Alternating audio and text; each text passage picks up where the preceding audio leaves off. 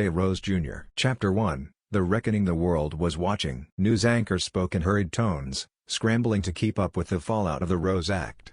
Screens flickered between live feeds of courtrooms in chaos, overturned convictions, and mass resignations. In some districts, judges simply walked off the bench, refusing to be part of a system that had finally been forced to account for itself. The FBI's tactical units descended on homes in the early morning hours, executing warrants on corrupt prosecutors, local mayors, and government officials who had long operated with impunity. Their crimes, bribery, case-fixing, extortion, had always been whispered about, but never proven. Until now.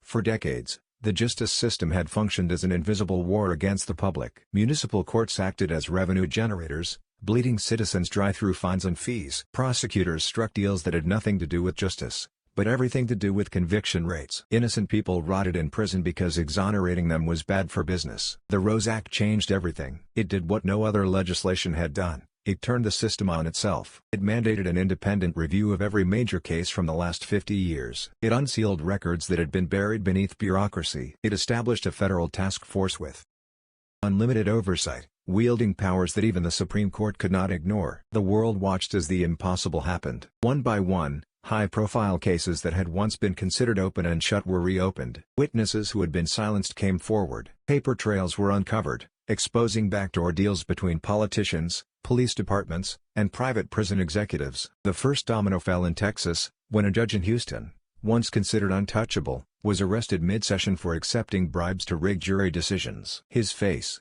stunned and defeated, became the symbol of a dying era. Within hours, similar stories broke nationwide. In New Jersey, a district attorney's office was raided. In Chicago, an entire department was suspended pending investigation. In Los Angeles, a billion-dollar lawsuit was filed against the city by former inmates wrongfully convicted under its corrupt system. For the first time, the people had the upper hand. Harvard Law School, Cambridge, Massachusetts. Isaiah Rose Jr. sat in the back of the lecture hall, his face hidden beneath the hood of his sweatshirt. Around him, students whispered, glued to their phones as breaking news updates flooded their screens. "Yo!